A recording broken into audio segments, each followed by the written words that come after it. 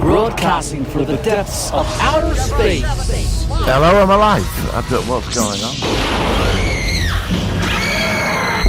By your command. Fascinating. God damn you all to hell! It's the Sci-Fi Podcast. Hello and welcome to episode, is it 24? Yes. Of the Solo One Sci-Fi Podcast. 24! And my co-host who likes The Incredible Hulk, the 70s one, who's going to give me a quick R, is Michael Paul. From what galaxy are you talking from this week? Well, actually, I'm just changing back from The Incredible Hulk at the moment. You can hear the changing back sound effect in the background, so... That's it. My eyes are still a bit green, but they're just turning back now. That's it. I'm back. Sorry, I was slightly disposed. Have you got trousers on?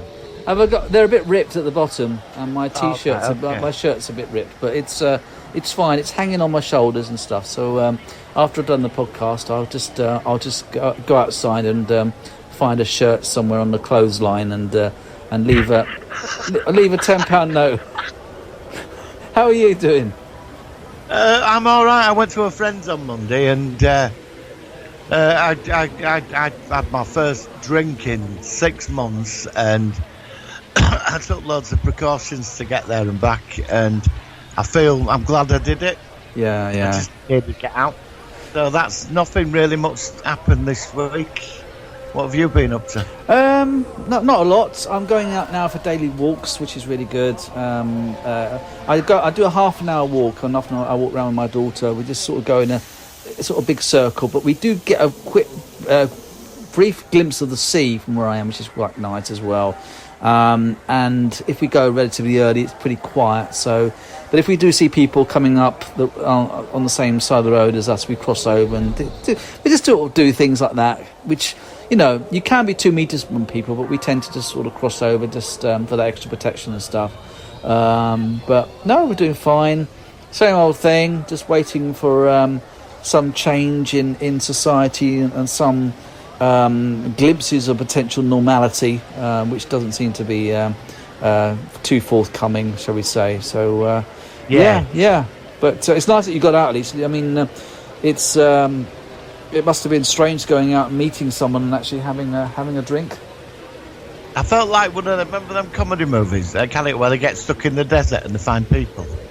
Oh, coming out of the desert, I felt like I come out of the desert and go, my God, there's a person there. There's a person. Yeah, it is so strange because this is, people were never going to forget this kind of thing, and it's strange that when it first started kicking off, some people I knew were kind of like, oh, nothing's going to be bad. It's not going to be that bad. They've all gone very quiet now. They're all sort of acting in a sort of like different way now to how they had their initial skepticism. Yeah, quite hard to say. So yeah, it's been a funny old time. But I watched lots of films, and we're going to focus on the Tom Cruise film today, Oblivion, which I've seen. I've seen it. I actually watched most of it today. I ran out of time to see the end of it, but it was a very good film. And I think it's well worth a focus of the week on that. Other things, I know we've got some Star Trek, Star Wars news, which we both talked about before recording, which we'll mention as well. And Martin loves these. We're going to do another one of the musical songs at the end of the show. We've had Terminator the musical. I think we've had Predator the musical. We've had The Thing the musical. And today's little example will be RoboCop the musical. So where do you find all this? There's a guy on YouTube, he does them all, and he makes them all, and I just think they're so odd and surreal, but they're sci-fi based, and I'm running out of music to put at the end of the shows anyway, so I'm sort of like a bit at the bottom of the barrel at the moment. So I thought that RoboCop is up to bat today. If anybody who's listening, if you've got any ideas for any music at the end, just let us know in the comments. I mean, we've had 20. This is the 24th show, so it's 24 podcasts with music. So I have got still one or two more to put on, but like I said, we might repeat one or two in future shows because after all, that's a lot of shows, isn't it? So we'll see. Let's just see how it goes. I like to end on a song. But we don't have to. But it's just the way I am. And just to say, with this new setup on my YouTube at the moment, the last episode has had 3,000 views again, same as the week before. Although it's less than that people are actually viewing the whole thing. But then, you've got to expect that. But we're getting views at least, so we're getting out there, and hopefully we'll get some more recognition. Any news on what you mentioned about the Amazon thing this week, didn't you? About putting it on there. Did you do anything more about that? Yeah, I'm dealing with that now. I've got to go through some procedures with it. Oh, brilliant. Well, I appreciate you looking at that. I should know about end of the week. Brilliant. I just started sort of tried putting it through over there. They're quite strict actually. I've been watching videos on it, but hopefully it should clear. Yeah, well, I appreciate that. That's really kind of you. So, like I said, we're getting out there. We're on 3 different formats. We're on the podcast for the MP3, YouTube as well, and hopefully on Amazon as well. So let's get some episodes out there. Shall we at this point go into the news? You ready for the news?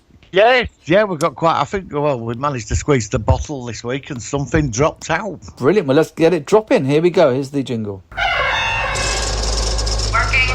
So the Sci-Fi News. Okay, what news have you got this week? That didn't sound right at all. Yeah, we've got a younger Uhura. Right. In Star Trek Strange New Worlds.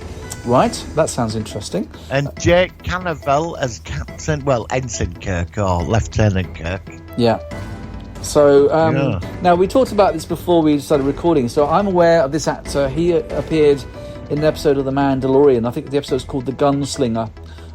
Yes. And his role in that seemed quite fine. I can't see much of a physical resemblance to Captain Kirk, whether it be William Shatner or Christopher Pine. But one thing that annoys me about Christopher Pine is that William Shatner's eyes are green and Christopher Pine's eyes are blue. So I always thought it was strange that Captain Kirk's eye colour changed in the Kelvin universe. Did you not notice that? Sake. I did. No, I did. I wondered that. So you're telling me you're watching Captain Kirk, Captain Pike, Strange New Worlds, right? Yeah. And you're sat there thinking, no, he's got green eyes. No. I don't know why. It just infuriates. I don't know why. His eye. I mean, Leela in Doctor Who, her eyes changed from green to brown at one point as well. So it does happen. Oh, for God's sake! Are you for real? No, it is. And apparently it's because the actress couldn't stand the contact lenses. So and then it was in the episode with the lighthouse where she looks up and something happens and then her eye colour changes, and they just did that as an excuse. Sorry, I don't know why. I can undo all that. Because it's the 21st century, it might be fashionable to have your eyes change different colours. Yeah. It could be like tattoos today or something. Apparently, you can get eyeball tattoos. You can actually make the whites. No, you can make the whites of your eyes. You can make them like green or black or something. You can get ink, and I'm not a big fan of tattoos myself. I haven't got any myself. Fair enough if you like them, but it's just not for me. Fair enough. It's just individual preferences.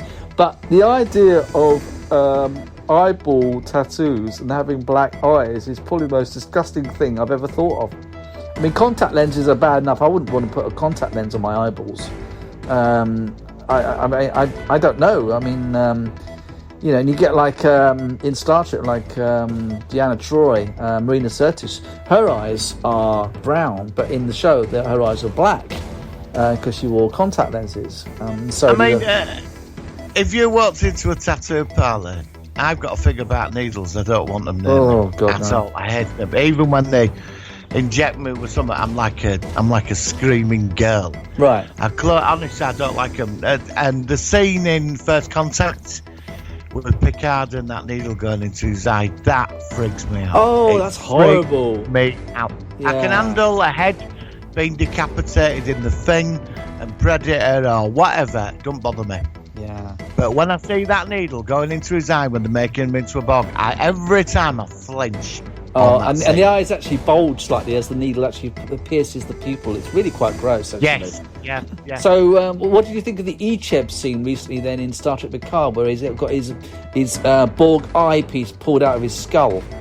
I just freaked out at that. There's a lot of people weren't happy about that. I poor Icheb. I didn't know it was him. I'm still quite annoyed about that. I didn't know it was him. I didn't know it was him. Which is, I didn't recognise it. The actor was so different from the other actor, the original actor. Yeah. That I didn't know that was Icheb, and it would have made it more of a significant. It was just this gross out scene. What a stupid thing to do. I mean, he wasn't a strong character. I know that. Well, but, I'm hoping Pike ain't gonna be like this.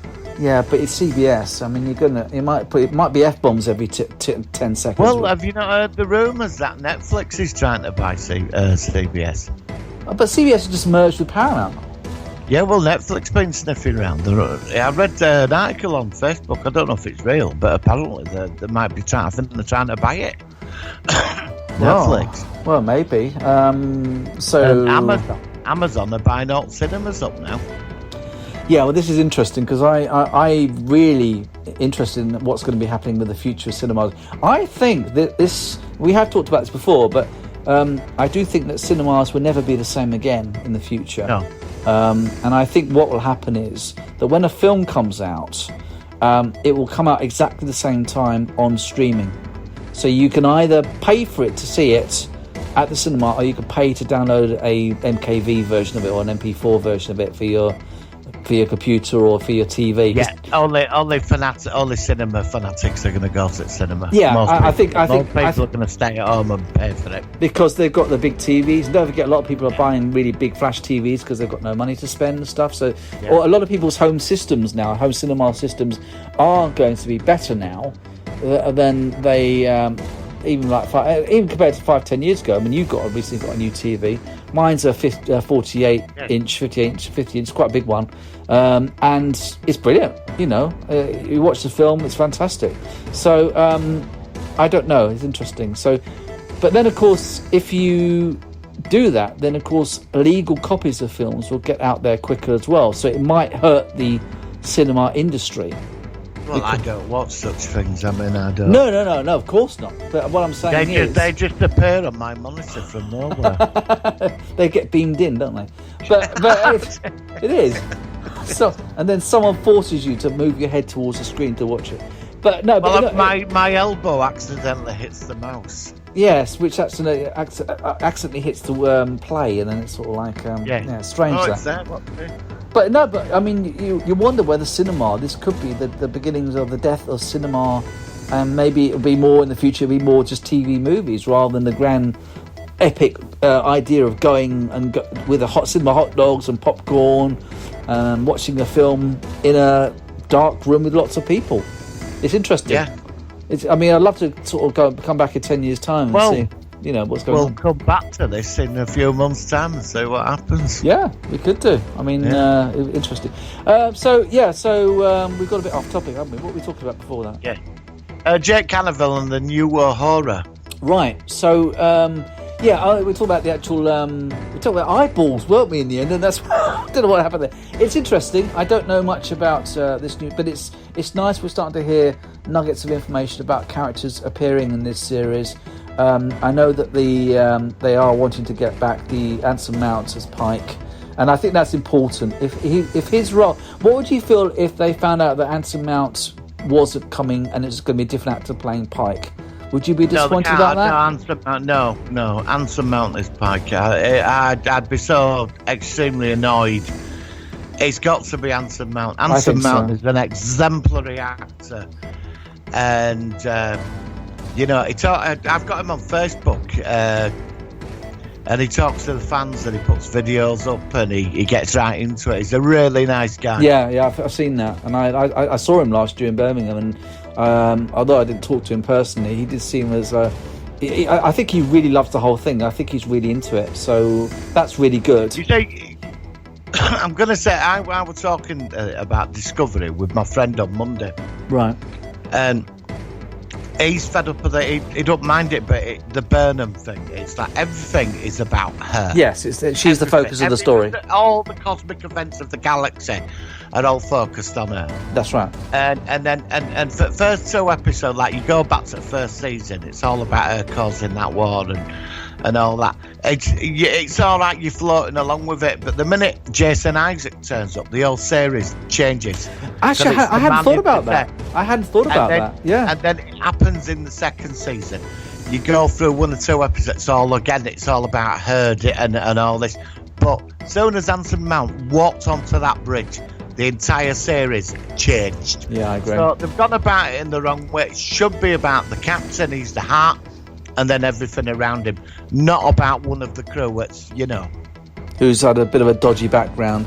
I'm not a big... I like Bernard, but I'm just fed up with everything being about Well, all the other Star Trek series, and also Pike, who was mainly focusing on him, really, as well. Pre-CBS, the other Star Trek series were more ensemble. Yes, the original series was focusing on Kirk, Spock, and McCoy, but even then, 3 people to mainly focus on, I think it's better than just one main character. Like I said, I am actually warming a bit more to CBS's Discovery now. The second time round, it's very different. It's very different from previous Star Trek series, but it has got some pros and cons. I like Saru. I think Saru is a great character. I love that character. He's one of my favourite characters on the show. He's a proper human condition alien character, and he works for me. He looks like he's so alien in it as well. Yeah. His body's so weird. I know. He's so like, he's just weird. I love Saru. Saru's very good. Captain. Yeah. Well, we don't know yet. I mean, technically, isn't he the highest ranked officer in the beginning of season 3? He is. So he will be the captain. He will be at least be an acting captain, surely. So that'd be interesting. Yes. And that's really good because he's one of the best characters. So that's a hopeful sign. But going to Picard again, it was mainly. I wasn't a big fan of any of the other recurring characters on Picard at all, quite frankly. So and of course Patrick Stewart was brilliant, but I've got a lot of issues with Picard, as I've said before, and I hope that things will improve. At least for me, like I said, we're both Star Trek fans, but we all like different aspects of Star Trek. Just because you like the same genre, it doesn't mean you like exactly the same things. Yeah, but I accept you can't go back to what came 20 years before. You've got to move on, and but you can still keep the heart of it in there of what it's about. Yeah, and I find that they're lacking that a bit somehow. Yeah, it doesn't feel like it feels too far removed for me. Yeah, and I get where you're coming from with that. But I've got Star Trek in my blood, and it'd take a lot for me to walk away from it. Oh, me too. I mean, I'm not bothered about this cartoon Lower Decks thing. I'm not really bothered. I've got that on the news, actually. I've got that on the news. All right, what's that you got? It's on a site called Inverse. Okay. Can't wait for Star Trek Discovery season Picard. What about season 2? Well, before those happen, there's a very good chance that CBS All Access next trip into the final frontier will be the new animated Star Trek Lower Decks. Right.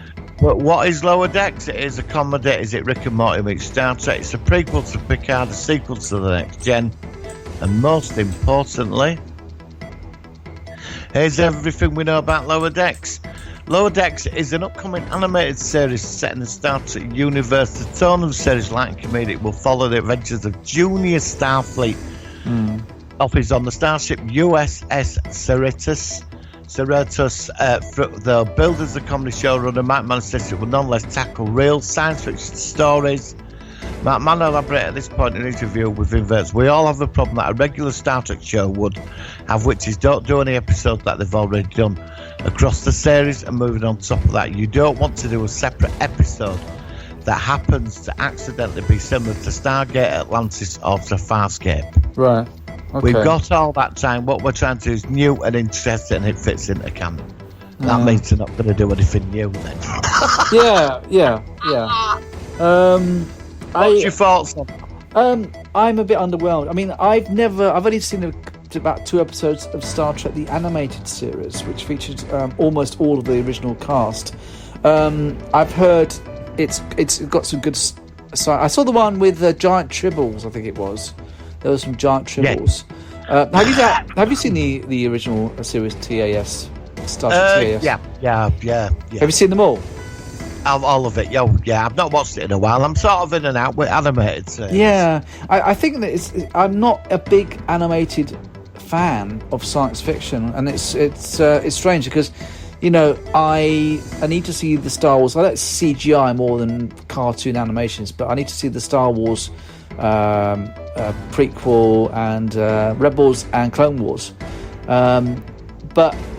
and also the only animated sci-fi series I liked was the Ulysses series, but I saw that 25 years ago. So going back to your question, I don't know if it gets good word of mouth. If maybe you see some episodes and say it's worth checking out, then I might do it. But I wasn't really focusing on watching it in particular, quite frankly. I'm looking at there's a picture of some animation. If that's a picture of it, I'm not impressed with it.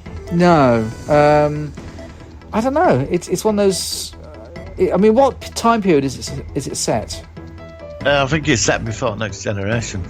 Okay, so what in between Next Generation and the original series, you mean? Something? Yeah, it's in between TOS and Next Generation, yeah. I think it's a few years before Next Gen. It looks like they've got similar uniforms on Next Gen, but the animation's like something you'd watch on Kids Channel. Yeah, I think it looks a bit too kiddie for me. Yeah, that's what I mean. But I like animated science fiction, you know, I like Clone Wars and stuff like that because it's brilliant, but if it had been more like a more serious tone with some great artwork, I might have been interested. But I'm gonna take a look, but I'm not. Yeah, I think I feel the same kind of thing. I mean, like I said, I will watch Clone Wars because it looks like a proper, well thought out. Although it's animated, it's got good sci-fi storylines. I really do envy you because you've got 7 seasons of absolute wonderfulness to sit through. Yeah, I mean, you won't be able to turn it. It goes very quick. It's very compact. And there's everything going off from everywhere, and it all concludes to a big build-up. But now they've extended another new season to it, which is even better.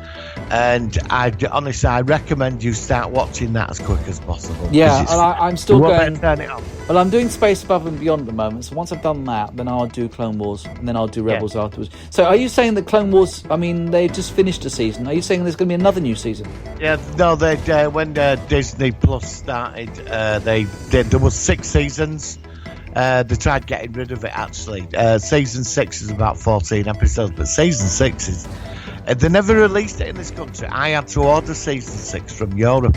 Oh, okay. It was shown on the networks, but it wasn't. You couldn't released get a copy of it. Okay. Yeah, so I got a copy, and season 6 was mind blowing. It goes into the like the real aspects of the wills and the powers of the universe in the style. It's very well put together. All right. I'll trust your opinion. It could have finished there, but I've seen 4 episodes, seen 7. But Disney Plus is only releasing 1 a week, so I don't want to touch it until I get to the final episode, and then I'll sit through it all. But I mean, the thing is, I know that it's already be available in America, but the same with the Mandalorian. Has the Mandalorian now finally finished in the UK now? Can you actually see the whole series of that now? I think so. Yes. Only just recently, and it's crazy. When you know, a lot of people were seeing it back in November, December last year, and it's now May. But there you go. I don't know why they're doing it that way. So I know that the Clone Wars season 7 has finished in America, and that is the last season. I think it's at the point where it's Anakin becomes Darth Vader, which I think is the end of the Clone Wars. On trekmovie.com, CBS pitches Patrick Stewart's Star Trek Picard cast and crew for Emmy nominations. Well, I don't. Well, yeah, some fence about that. Yeah, well, no. Why? I mean, I just, like I said, I think there's a lot of problems. I mean, I am going to be fair. I'm going to give it another rewatch, but like I said, I just found the whole series a big disappointment, quite frankly. So, for me, when you got past episode 8, went down toilet. Yeah, well, because everything it were building to with the android thing and all that, they just wrote it off. They just wrote it off. It was like this big conspiracy, and it were going somewhere. Then suddenly it tanked. Yeah, but then episode 8. But then doesn't it make all the build-up completely pointless? Yeah, that's what I thought. I thought the ending the beginning to the build-up. And if it had built up at the end of the last scene, we suddenly saw Lore with all these synths that we weren't aware of, and he's going to say like he did with the Borg in Descent Part 1, Season 6 TNG, where he said he's going to he's going to attack the Federation with the Borg, and it's going to be, and it was nothing. It was just fizzled out. And it was, and then Data and Picard died, and then we saw Data, but it was an SR. I thought it was crap. I'm sorry. I thought it was a poor series. I just think that the series wasn't properly thought through. I think Patrick Stewart got offered a lot of money to do it, and he had some input. And although Patrick Stewart is a fine actor, he's not a science fiction writer, and I don't think he quite gets what Star Trek's about. He sees it. You know what I mean? I've got some Mandalorian news. Oh, I've read some, but go for it. What have you got? Mandalorian finds its live-action Bo-Katan in Katie Sackhoff from Battlestar Galactica Starbuck. I saw that yesterday. Brilliant. Apparently, superb actress. Yes, and I saw in that film that I told you about, 2038, whatever it was, the one I mentioned last week, and she was quite good in that. Yeah, great. Get some well-known, and also the actor who played Boba Fett is back as well. Apparently it's going to be Boba Fett's going to be in season 2, but in a small role. But he would have escaped what's the pit called that supposed to have gobbled him up in Return of the Jedi? The what? The actual pit, the thing with the tentacles that he fell down. Oh, the Sarlacc. Sarlacc, that's it. So apparently he must have escaped from that, which is quite interesting. Well, he said, according to film, Sackhoff, who voiced the Mandalorian warriors in Star Wars The Clone Wars, Star Wars Rebel, multiple sources have confirmed that Sackhoff will reprise her Bo-Katan on the Disney series. This site also reports Sackhoff filmed her role back in February before the shutdown due to COVID-19. Yeah. Because I read that they did finish production of all the scenes for The Mandalorian season 2. Right. So which is wonderful news, because it means then although it might slow them down, we will get season 2 of The Mandalorian, which is fantastic. Because I remember that they were filming it before they had even shown season 1. And of course the whole series has been such a big success with the sci-fi community, and most people singing its praises, and I'm definitely one. Yes. I was absolutely blown away by The Mandalorian last year. Yes, some of the episodes were a bit short, but in the end, it was, I don't know how long the entire duration of season 1 was. It's probably only about 4 or 5 hours. It wasn't that long, really, but it was like an extra long sort of. I think of it as almost like an extra film of Star Wars film. It was that the production value was so good. And I could sit through the whole thing if they just chopped it all together and just had the whole thing for about 5 hours. I could sit there and watch the whole thing and be very entertained. Definitely, they should do that. They should make a sort Mandalorian has been the best thing this year. Last year. Again. Yeah. There's been nothing this year. Well, this year we had season 12 of Doctor Who, didn't we? So, and that was and Picard. We had Picard this year. Yeah. All right. Yeah. Well, Mandalorian's been the best thing in the recent 6 months. The last year, the two top things for me were The Mandalorian and the Orville season 2, which I thought was fantastic. Yes, and we want Orville season 3. Oh well, it's stuck. It's stuck in the middle. I think I've only done 6 episodes or something, so we will get something. But like I said, we're all in lockdown, and it's all a bit of a nightmare. Have you got any more news? No, I was going to mention the Katie Battlestar actress, but you've already pipped me to the post for that one, which is fine. Oh, I apologise. No, that's fine. It's not a competition. It's all about news. Let me have one quick look at the sites before we disappear. But I think that's probably it, because, like I said, our news is a bit few and far between, given our respective confinements, shall we say. Let's open the page very quickly. Let's see if it does it. Let's have a look. Doctor Who fans can video conference from the TARDIS. I don't know what that is. Silence of the Lambs sequels series, Clarice moving forward. They're going to make a sequel to Silence of the Lambs. I was never a big fan of Silence of the Lambs originally. No. I thought it was quite a nasty film. It just didn't click with me. I do want to see the sequel to The Shining, though, with Ewan McGregor. I've not seen that yet. That looks like that has been and gone, that. Yeah, that's actually been released, but I'm just saying that for me, it's something I've not seen yet. That is old news. But I think just the sequel of this other one, it made me think of that. No, nothing else. My end news-wise. I've got some comic news I forgot to mention. Henry Cavill is returning. They've cancelled the Supergirl movie, and they're doing another Man of Steel. He's back as Superman, which I think is a great decision. Okay, cool. Yeah. So that's it, really. It's nothing. It's yeah. Yeah, I mean, and obviously all the films that we know are still on hold. Ghostbusters and Bill and Ted, and because the Avatar film was supposed to come out in December, wasn't it? Avatar 2. So was it? Yeah, you know they're going to make Avatar 2 and 3 or something. I know. I thought that was like a year ago. I didn't know they'd finished it. Well, no, I thought originally it was supposed to be out in December 2020, but God knows what's going to come out now. Right. Well, I'm not bothered about that. Are you going to see that? Well, I don't know. It depends on what cinema's like, if and when it's released. I don't know. I did like the first one, although it was too long. It shouldn't have been one of the biggest films ever, in my opinion. It was a bit overrated. I like it, but I do think it got a bit overrated, personally. So yes. I didn't dislike it. I thought it was good. It was a good concept, but it was. They could have chopped out, I think, about 3/4 of an hour of it, and I think it would have, at least for me, flowed a bit better. It was a bit too long, but there we go. Right, after that, I think we shall go into our Focus of the Week. Are you ready? Of course. Here we go. It's the Solar Sci-Fi Focus of the Week.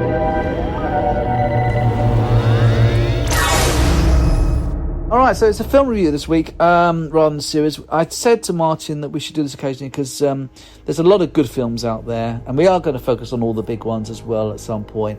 But today, for some reason, I think we were talking about Tom Cruise last week, about a couple of films he did in the sci-fi genre. One, obviously, was War of the Worlds, but this was another one which I saw a few years ago, and I liked it. I thought it was pretty good, and it was the 2013 film Oblivion, which I did like. I'll give you a quick description on the Wikipedia. It says Oblivion is a 2013 American post-apocalyptic action-adventure co-produced by and directed by Joseph Kosinski, starring Tom Cruise in the main role, with some other people. Oblivion, based on Kosinski's unpublished graphic novel of the same name, pays homage to 1970s science fiction films.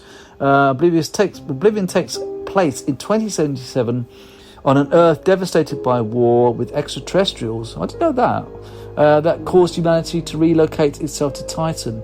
The film follows the story of Jack Harper, a technician who's been sent back to Earth to service drones used in the fight against the remaining extraterrestrials. They're not extraterrestrial, they're human. That doesn't make sense.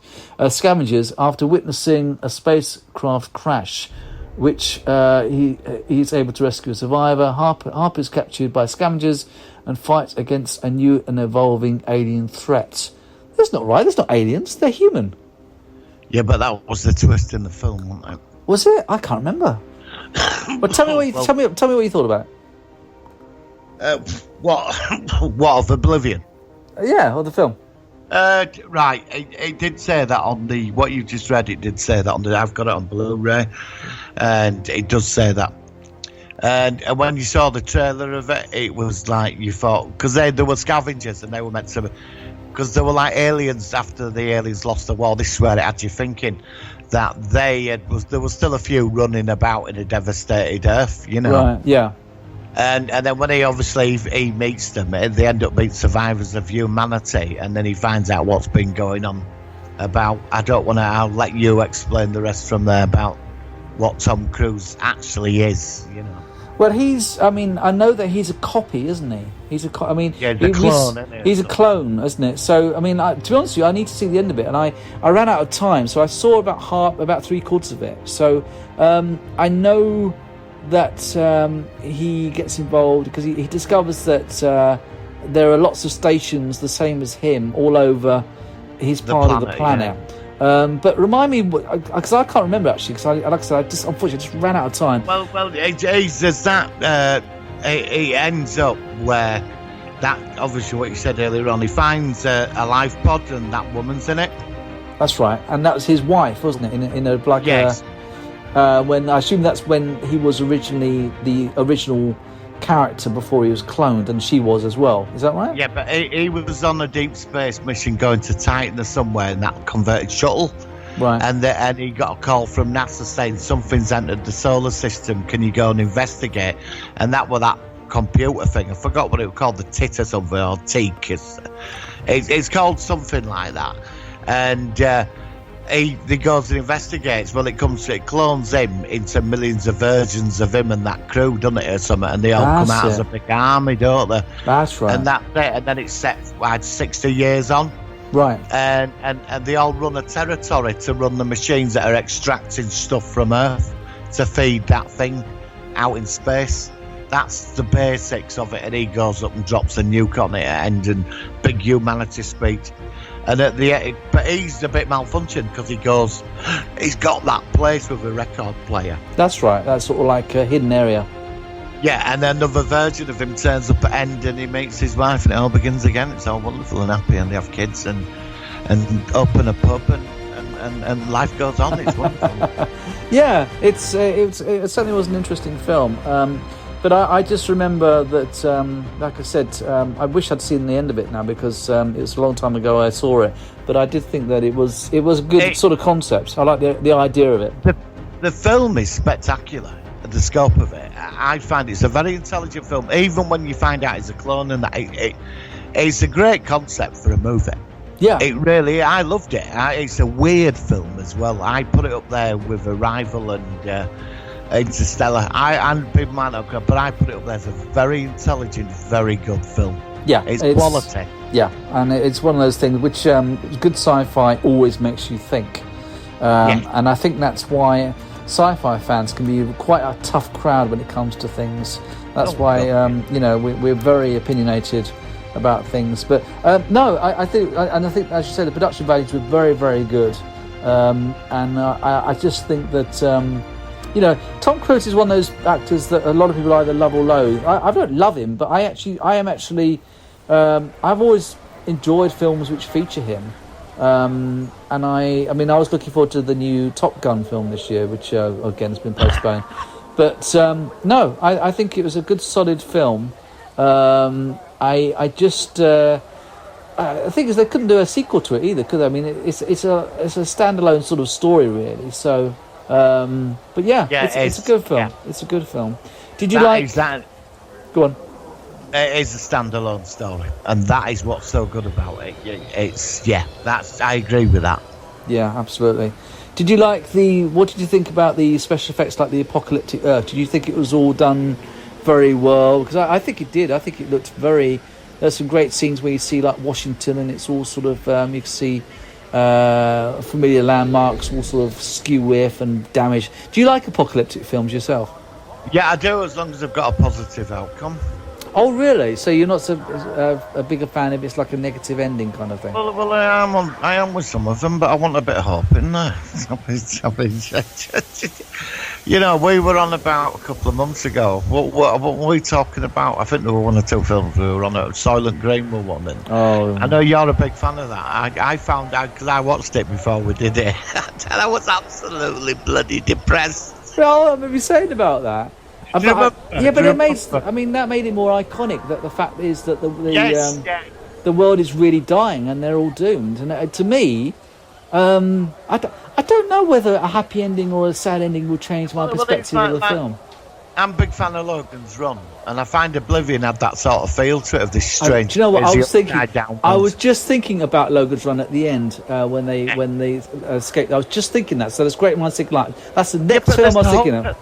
I know. That's what made me think about. You just talked about the end of this film, where it's got a positive ending, and how different that is from something like Logan's Silent Green, where the planet's doomed. Yeah,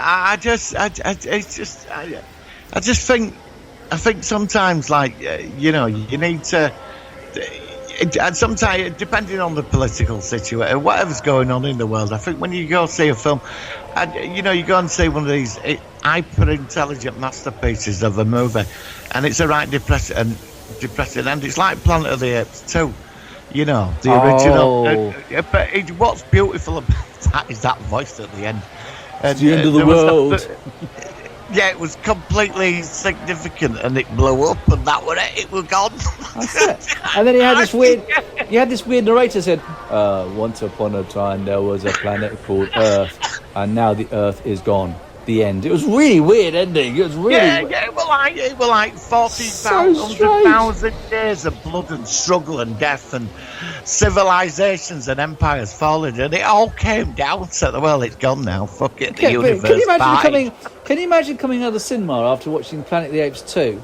And yeah. And like, you know, you're watching it and everything, like, you see these sort of evolved humans that are telepathic, and then you suddenly see Charlton Heston's character comes back, and then they fight, and then in the end he gets shot, and then he plunges his hand on the Amiga destructive bomb, and then you get that narration. Can you imagine coming out of the cinema at the end of that? It's like, what the hell was that?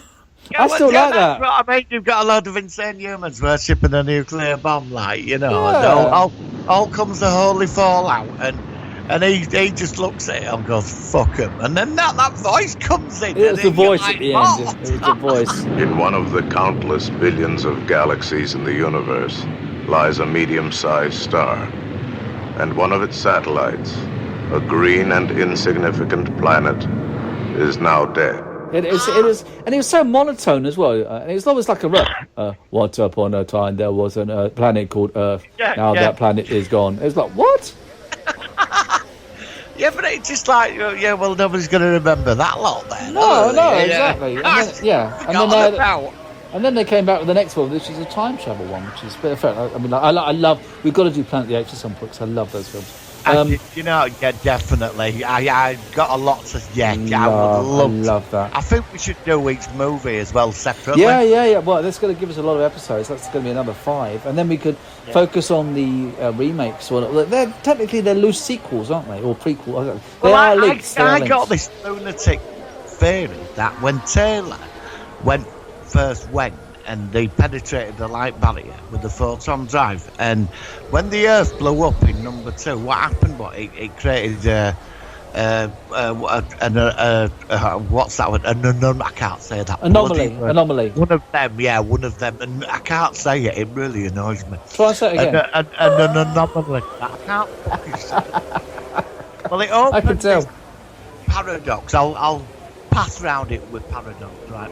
And that it opened it up to multiple timelines. So every Planet of the Apes film is connected, because somewhere in space, wherever you go through, everybody, because in the Mark Wahlberg one, it's expanding around that space station, and everybody goes in, and it's multiple timelines, interdimensional and all that. Yeah, that's my theory. I've made that up, but but there's nothing wrong with that. I mean, obviously we're straying from Oblivion, but I love Planet of the Apes, and I did like the series, and there was one other one, because they made the about 3 recently. There was one in between the classics and these ones, and I remember I didn't like that one very much, but I saw that one a long time ago.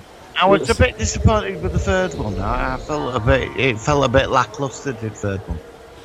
You mean the newer ones, you mean? Yeah. I enjoyed them, but they weren't the originals. But the original one, the third one, is a really negative factor as well, because Caesar got shot. Well, yeah, and it wasn't that. It's like the baby. But the entire human army turned up and got squashed by a landslide. Yeah. No, I mean, I don't know.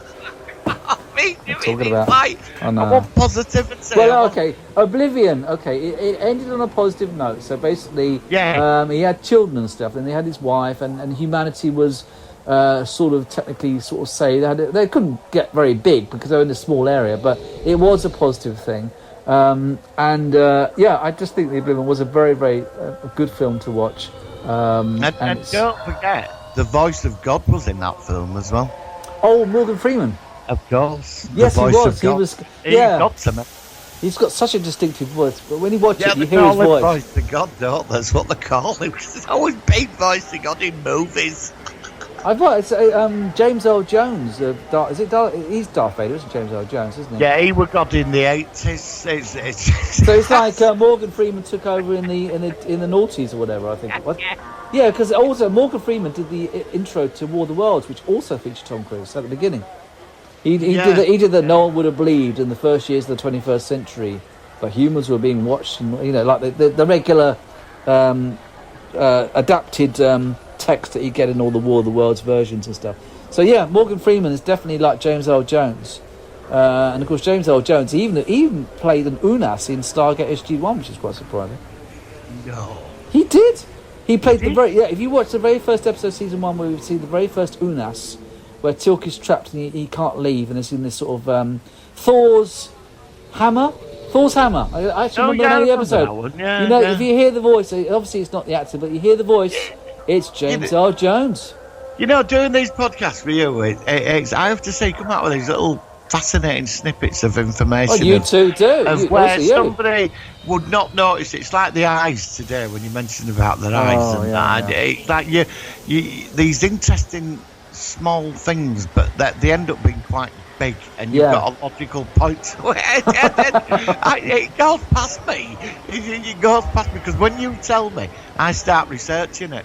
I watched the episode of whatever it was. I need to know. I don't know if James Earl Jones was uncredited in that Stargate episode, but it definitely is his voice. If you watch the episode, it's very distinctive. But I don't know how I knew about it. I don't know if he was in the credits as well. I don't know. But anyway, going back to that, it's interesting how we can. I mean, I think we're both teaching each other different facts about stuff, which is what part of the fun of doing the podcast is.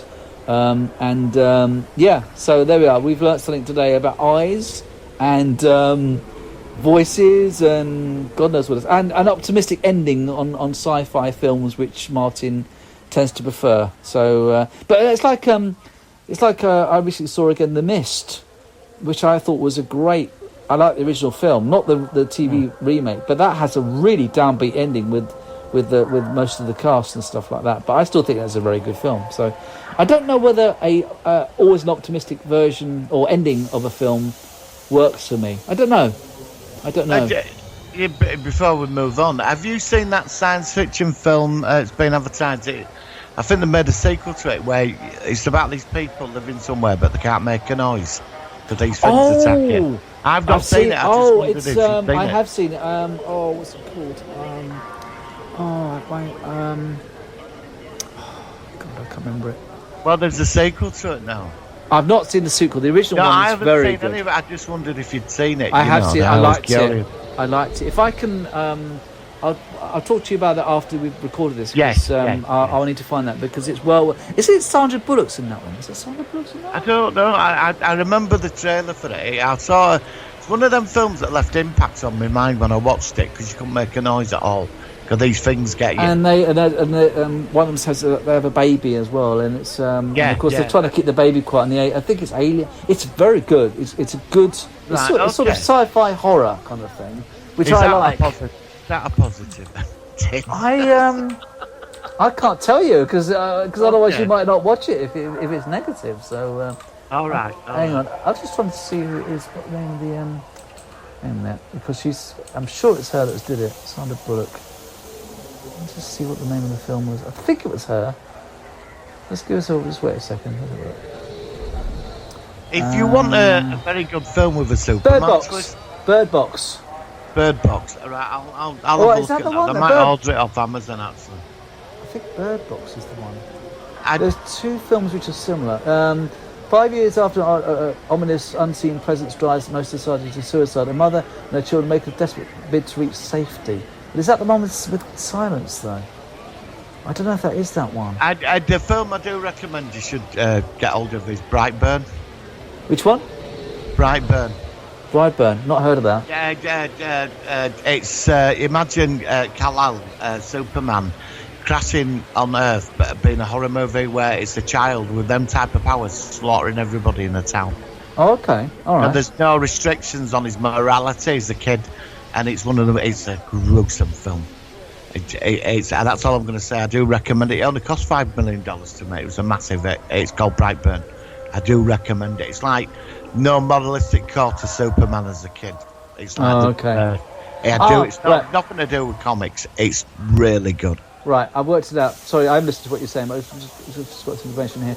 Bird Box isn't. That's the one where they can't look outside. They've got to be blind. They've got to be blindfolded. Oh, yeah. The one I'm talking on about, Netflix. yeah, and that's good. For the one you're talking about is A Quiet Place. Yes, A Quiet Place, and that's the one. They've got similar, but one of them's got to be blindfolded. The other one's got to be quiet, but their stories are quite similar. The Quiet Place is the one you're talking about, and that's a very good film. I've seen Bird Box. It freaked me out, didn't it? Yeah, Bird Box is good as well. I like that. But A Quiet Place is the one you're talking about, so I'll tell you about that after we record that.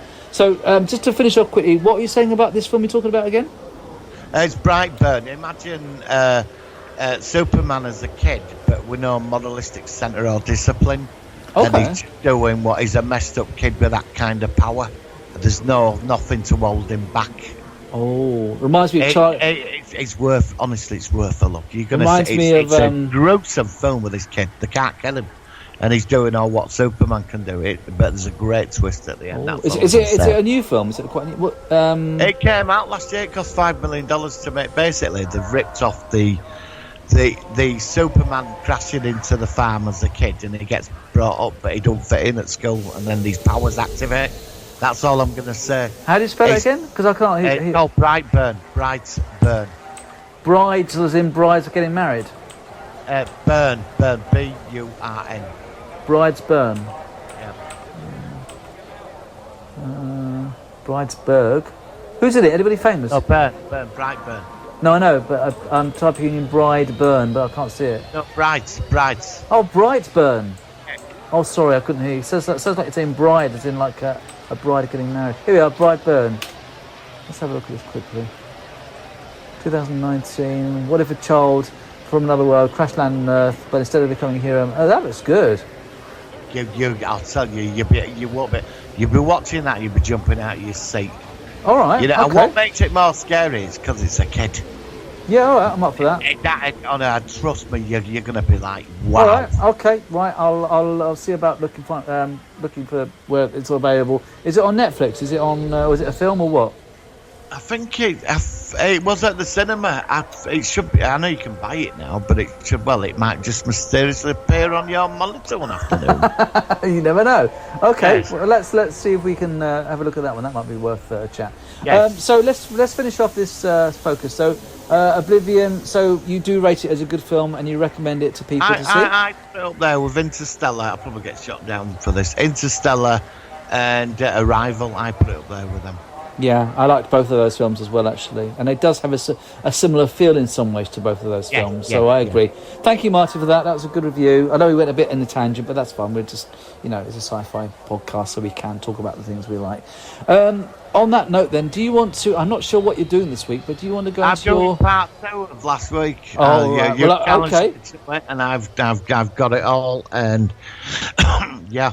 Okay, well, let's hit the jingle and let's just... see what Marty comes up with this week. Here we go. Predator versus... Ho, ho, ho. Green Giant. Okay, Martin, go for it. Right, last week Flash got returned back to Mongo, and Ming is back from the dead, but in a secret bunker. Flash is flying around. He's heard rumours of the land of the Munchkin people, little people, that are being dominated by a 1,000-foot mutant giant called the Jolly Green Giant. Okay. And he's enslaved a peaceful race to feed him, because he's got a thing where if he gets bigger, he's going to enslave the whole of Mongo. And Ming actually had a countermeasure against this in his laboratory, where Zarkov has got this. But meanwhile, the Predator's dad, whose son had a contract with Ming to knock off Flash, has turned up on Mongo to take out Flash Gordon for revenge for killing his son with the Hawk Cycle. So, Flash, Baron and Voltan all fly off with Dale to the Munchkin land, the land of the Jolly Green Giant. Now, the Jolly Green Giant is 1,000 foot tall, and he's going to conquer. He can't move at the moment because he needs to get bigger. They're all feeding him everything in this land because it's like magic food or whatever. There's some sort of radiation in it. Right. And he's threatening that. No, well, Ming never attacked him because if he farted, right, Yeah. He could create a gas cloud coming out of his ass and kill millions of Mongo. Okay. Right, if he farts, right. So this is it. Now, when he has a big dump, what they do is they put it back into land at Munchkin Land. So then, so he can eat. So it's a never repeating cycle, but he's going to take over Mongo and he's going to eat everybody. So anyway, Flash finds out and he goes off. But Zarkov gives him a device and, he says this is a countermeasure against him just in case. So they go along anyway. They're being stalked in another ship. It's invisible. And his predator's dead. And the land in Munchkin Land. Dale Voltan goes and gets an army. Prince Baron, he's like as backup. He's outside. And Flash goes in. Him and Dale's talking to like the Munchkin people, and they inspire him to rise up against the Jolly Green Giant. And Flash sort of goes up, and he's going to take it out. But in the meantime, some Munchkin people get slaughtered, and it's the Predators. These Predators like 8 foot, and like Flash gods, so they're going, fuck's sake, not again. Yeah. And this Predator's repeating, going like it's repeating stuff. He keeps repeating the Queen theme. Flash keeps like Okay. And suddenly Flash is like, oh fuck this. So they get into a big punch up, and Predator's fucking like throwing Flash about. And Flash, he's got this like rope round his leg, and he fires this rope out of his hand and ties Predator's legs, and he stands there with his disintegrator gun, going, look man, there's a bigger problem, because if this thing gets off the fucking planet, in the background you've got ho ho ho, and they're all singing Green Giant, or Little Munchkin being worshipped to him. And Flash is going, I didn't kill you, son. He went after me. You've been used by fucking me. Anyway, the Predator's looking up, and a big fucking foot comes down and nearly squashes both, and Flash saves the Predator's life. And this makes them work together.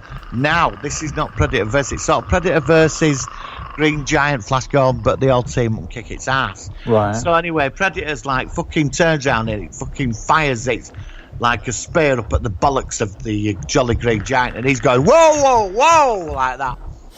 And his foot stands on a big house, and Flash gets on his sky cycle, fucking flies up.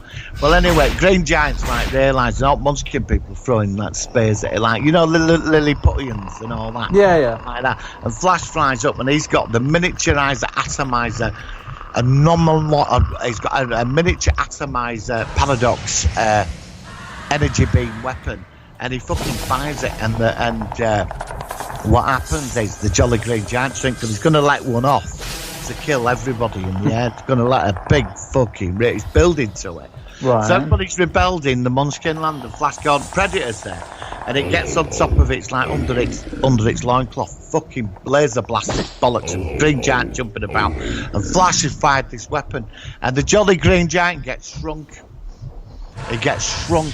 And he's about an inch tall, and Flash picks him up, and the Predator's gonna like put his foot and stand on it. Flash goes, no, we're better than this. And Predator's like, and he drops him in a tin, and on it says Jolly Green Giant, and he closes the tin, and he's got one of them little squeaky voices like, let me out, and he's going, oh, them little fucking speeded up squeaky voices. Yeah. And Flash puts him in there and gives them to Munchkin people, and their job is to torment him forever. Now the Predator stands there and goes, you are the one of you, and I understand now you killed my son, but you saved my life, so we're now equal. But the Predator says, since we're like debts have been repaid, you killed my son, you saved my life, and all this was equal, there will be another hunt on. But there's a sign of respect, and the Predator flies off in his spaceship. Oh. Stands there with the little Jolly Green Giant who's going to destroy Mongo. But this week it's a team up. So, but there will be an episode 3 to this, because it's not over. It's not over, so it's a to be continued. So is he still called the Jolly Green Giant at this point, or has he got a new name? The mini Green Giant. The mini Green Giant. So is he not even? But is he jolly? He's not jolly anymore. Well, would you be jolly being an inch tall stuck so he should be in a jump yarn getting the piss taken out of you? Would you be jolly? Okay, well, this is certainly becoming. You should make this into a novel or something. You should sort of like get this released or something for people to buy. Predator versus Jolly Green Giant. Next week it will be Rambo. We're going back to some hardcore Predator battles. Okay. What would you like to see Predator take on? I don't know. No, that's good. We have talked about Rambo, haven't we? So let's do that. And this, like I said, this is something I'm getting at recently. I've been more into sort of just sitting back and letting you tell your story and seeing how it goes. But you have a penchant to take up the really extreme weird characters. Like you had Predator versus Marvin the Paranoid Android, which I know. Yes, I will. And I'd like to see something on that level again. Well, what we'll do next week, we'll either do your one, or I'll think of a equally interesting character for you to do, or we can do it together. Yeah, okay. What about Predator versus the Supreme Dalek? Or Predator versus Baldrick from Blackadder or something. That might be quite good. Yep. Well, I make all the challenge to you to Basil take on Fawlty. Predator versus He's got to do Baldrick. something. Or Basil Fawlty or something. That might be quite good. Oh, man, well. Oh yeah, yeah. You got me. Yeah, it's got to be something from a comedy. Yeah, maybe so. But All right, next brilliant. week it will be something serious. Yes. Yeah. Okay, that's fine. Well done for that, mate. Well done. Thank you very much. Very Do good. a round of applause. It's going in the background now. Talking of sound effects, you're very welcome. I've got a test for you before I go, and I'm going to play a sound which, and it's going to be when I get a text on my iPhone, it's going to be a sound that plays, and I reckon if you hear this and you recognise what it is, then I'm going to be impressed. Okay, so I'm going to play this and see if you recognise it. It only lasts for 1.5 seconds. Are you ready? Yep. Here we go. Rent-A-Girl. Oh God! I thought you'd be like, I recognise that. I played it to somebody else this morning, and he said, he couldn't recognise it. Yes, Rent-A-Ghost. I just thought we do a focus of the week on Rent-A-Ghost. Ooh, well, It's a British classic. It's sort of fantasy. Well, not yet, remember. Yeah, okay. Not next, whenever. Well, you dig We'll do it soon. We'll do it soon. Yeah, I mean, I'm up for anything. Like I said, it's just that one insane. Rent-A-Ghost. I mean, I actually watched a couple because I was looking for that sound effect to do this thing for my iPhone, and I finally, as you can tell, I managed to get a good, clean copy of it. It is one of the strangest series I've ever seen in my life. It is utterly bizarre. Completely and utterly bizarre. Hey, Mr. Claypool died of AIDS, you know. He got HIV, Mr. Claypool. Was he gay? Yes, Mr. Davenport, they got back at that time. I think he contracted AIDS. One of them did, yeah? Yeah. I didn't know. I read about it because I've got Rent-A-Ghost. I picked up some pirate copies at this convention. You got Rent-A-Ghost, don't you? Yeah, I know you can buy the first season, but they never released the theme tune. The theme tune's playing in the background. I'm sorry, I had to put it on. Sorry. Could you when the Green Giant gets shrunk, could you have that? Oh, what he done? I could do the ho-ho, speed it up and make it sound like he's munchkin. Yeah, I could do that. Yeah. So when he shrinks, I won't do it too because don't forget the Predator's going to be having Queen doing Flash, trying to make it, and ho. So I'll do one sound effect of him shrunk at the end.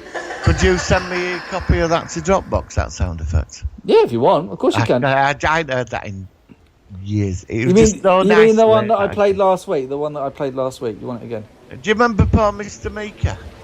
They used to do his edit, didn't they? That poor Mr. Meeker. Oh yeah.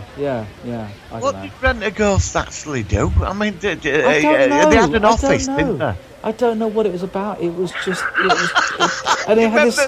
So awesome. Yeah, I know. And the sound effects and stuff. And I thought I watched this and I thought I've got to make that into a text on my phone if I get a sort of like a ping. That's awesome. So I'm going to do that. I'll send you the sound effect. Have you got an iPhone or what have you got? Have I got what? iPhone. No, I've got a Motorola. Does that play MP3s as ringtones? Yeah, it does. Well, I can send you the MP3 then, because to do iPhones, it's really complicated. You've got to convert it to M4R, and you've got to do all sorts of things. iPhones, like I always do, when it comes to putting anything on your phone, like anything like music for iTunes, it's really, really hard and fiddly. It's not like that's the worst thing about. I love iPhones. I always had iPhones. But the one thing I hate is just trying to get things onto your phone to personalise it. It's really hard to do that. Apple don't like you changing anything on your phone. And I'm not talking about jailbreaking either. I'm just talking about basic things like sound effects or music and stuff. So that's my only criticism. Right, on that note, I'm babbling on. Anything else before we finish the show today? Yeah, I think we've covered everything, yes. Okay. Yeah. Okay, in that case, we'll leave then with another one of these infamous musicals. This week it is RoboCop, the musical. Martin, thank you very much. I'm not sure what we're going to be doing next week, we'll Have you seen the 1960s Time Machine movie? Oh, right, that's it, next week. We'll do it next week.